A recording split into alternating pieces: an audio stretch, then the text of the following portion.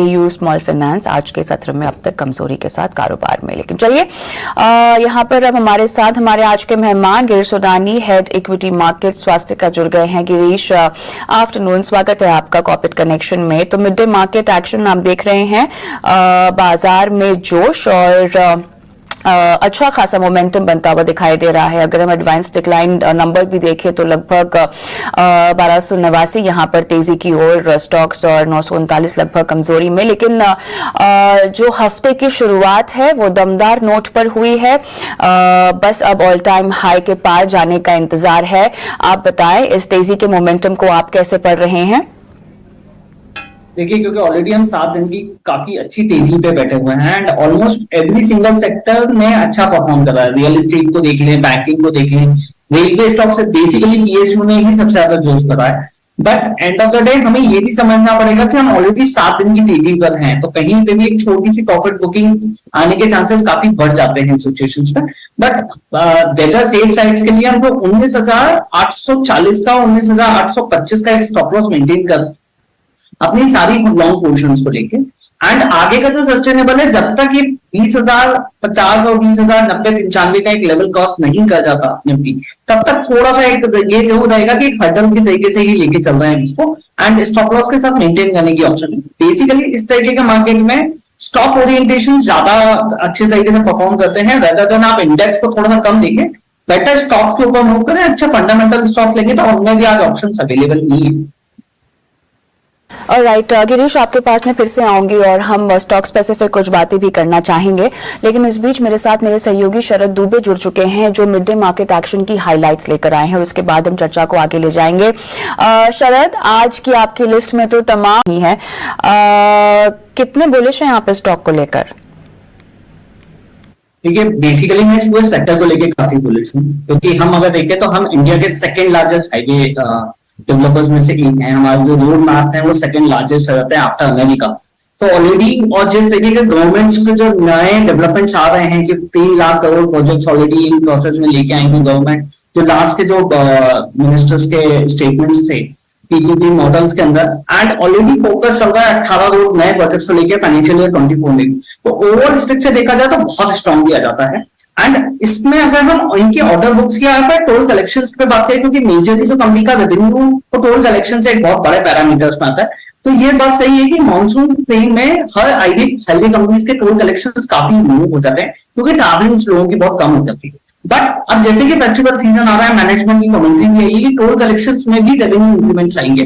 Projection है उसमें इन लोगों के काफी अच्छे प्रोजेक्ट्स ऑलरेडी लाइन अप हैं एंड इनके जो रिसेंट प्रोजेक्ट्स हैं वो भी काफी प्रोसेसिंग में आ चुके हैं, तो इनका रेवेन्यू भी हम अगले 2 से 3 क्वार्टर्स के अंदर देखना शुरू करेंगे। तो ओवरऑल स्ट्रक्चर काफी स्ट्रॉन्ग है। अगर हम फंडामेंटल तौर पर बात करें तो कंपनी का फंडामेंटल स्ट्रॉन्ग है, बस उनको अपने रेवेन्यू मार्जिन के ऊपर थोड़ा सा इम्प्रोवाइज करना पड़ेगा। जो लास्ट के 2 क्वार्टर्स के हमने नंबर्स भी देखे वो थोड़े से अनबैलेंस्ड थे, तो हमें ऐसा लगता है कि आगे फर्दरली अगले 2 से 3 क्वार्टर्स में मैनेजमेंट काफी रीस्ट्रक्चरिंग के ऊपर काम करना चाहती है।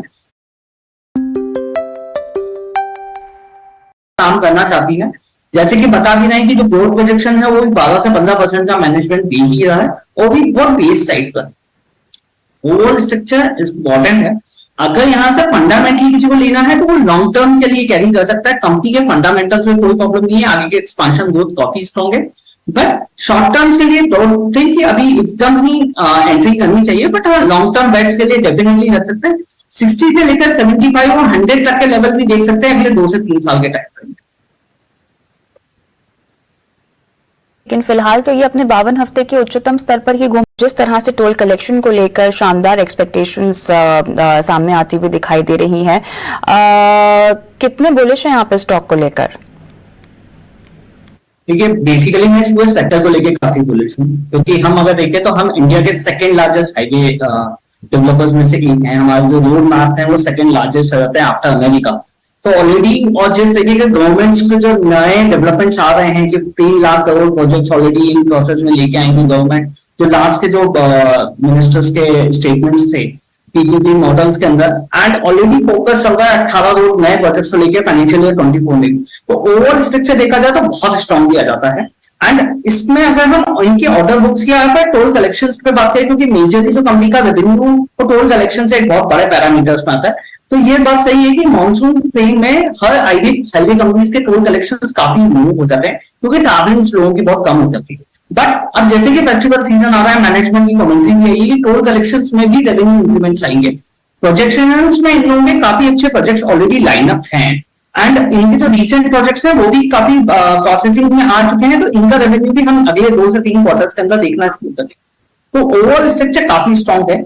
अगर हम फंडामेंटल तौर पर बात करें तो कंपनी का फंडामेंटल स्ट्रॉन्ग है, बस उनको अपने रेवेन्यू मार्जिन के ऊपर थोड़ा सा इम्प्रोवाइज करना पड़ेगा। जो लास्ट के 2 क्वार्टर्स के हमने नंबर्स भी देखे वो थोड़े से अनबैलेंस्ड थे, तो हमें ऐसा लगता है कि आगे फर्दरली अगले 2 से 3 क्वार्टर्स में मैनेजमेंट काफी रीस्ट्रक्चरिंग के ऊपर काम करना चाहती है। जैसे कि बता भी रहे हैं कि जो ग्रोथ प्रोजेक्शन है वो भी 12 से 15% का मैनेजमेंट दे ही रहा है और भी बहुत बेस साइड पर। ओवरऑल स्ट्रक्चर इंपॉर्टेंट है। अगर यहां से फंडामेंटली किसी को लेना है तो वो लॉन्ग टर्म के लिए कैरी कर सकता है। कंपनी के फंडामेंटल्स में कोई प्रॉब्लम नहीं है, आगे के एक्सपांशन ग्रोथ काफी स्ट्रॉन्ग है। बट शॉर्ट टर्म्स के लिए डोंट थिंक कि अभी एकदम ही एंट्री करनी चाहिए, बट लॉन्ग टर्म बेट्स के लिए डेफिनेटली रख सकते हैं। 60 से लेकर 75 और 100 तक के लेवल भी देख सकते हैं अगले 2 से 3 साल के टाइम फ्रेम।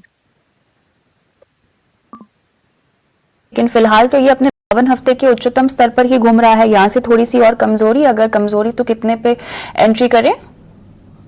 हाँ डेफिनेटली, मतलब यहां से भी अगर कोई को कैरी करना है अगर लॉन्ग टर्म के लिए तो ये लेवल्स भी बहुत अच्छे हैं। बट हाँ अगर कोई इमीडिएटली कोई लेना चाहता है तो ले सकता है, बट हाँ थोड़ा सा वेट करना चाहिए क्योंकि बाजार ऑलरेडी आई है। यहाँ से करीबन 25 से लेकर 30 का एक रेंज मिल जाएगा इस आईआरबी इंफ्रा में एंट्री करने के लिए, तब भी एंट्री कर सकते। क्योंकि आप इस पूरे सेक्टर पर बुलिश हैं, तो क्या शॉर्ट टर्म या मिड टर्म रणनीति किसी और स्टॉक में बनाने की सलाह देंगे इसी क्षेत्र की?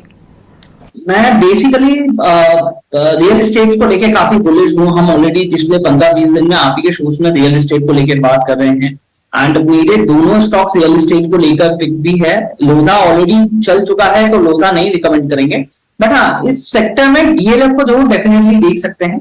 डीएलएफ एक लॉन्ग टर्म बेट के लिए ही है, अगर इसको शॉर्ट टर्म या मिड टर्म के लिए भी किसी को कैरी करना है तो वो भी कर सकता है। And but strict stop loss जो है वो 488 का रखें आगे के लॉन्ग टर्म्स के लिए। नाम दोहराएंगे गिरीश, मैं सुन नहीं पाई। डीएलएफ के लिए जो कैरी कर सकते हैं, क्योंकि मेरी भी रिकमेंडेशन यही है कि मैंने 500 रुपए का डीएलएफ दिया था आज से 4 दिन पहले, हालांकि यार थोड़ा सा बढ़ चुका है, बट उसके बाद भी जो मेरा टारगेट है डीएलएफ को लेके वो अप्रोक्सीमेटली 600 से लेकर 650 का है। इस रेंज में भी अगर किसी को लेना है तो डीएलएफ कैरी कर सकता है, बट जो स्ट्रिक्ट स्टॉप लॉस हमने दे रखा है चैनल पे वो 488 का है, वही डीएलएफ के लिए स्टॉप लॉस मेंटेन कर। तो इस पूरे क्षेत्र में अब आप डीएलएफ आईपी इंफ्रा के अलावा जो है रेकमेंड कर रहे हैं। चलिए इसी के साथ गिरीश हम रुकेंगे छोटे से ब्रेक के लिए, लेकिन दर्शकों को बता दें कि यहाँ समित की ये रिपोर्ट, लेकिन गिरीश मेरे साथ जुड़े हुए हैं। गिरीश, मेरे ख्याल से आपकी भी नजर होगी इन तमाम स्टॉक्स पे जिनका जिक्र किया सौमित ने, ठीक है। अब ये बताइए मुनाफे की ये बहार क्या अपनी आखिरी लड़ी पर है इन तमाम स्टॉक्स में, या अभी भी कहीं दांव लगाए जा सकते हैं? कौन से हैं वो नगीने इस पूरे सेक्टर में आपके मुताबिक? देखिए अगर पीएसयू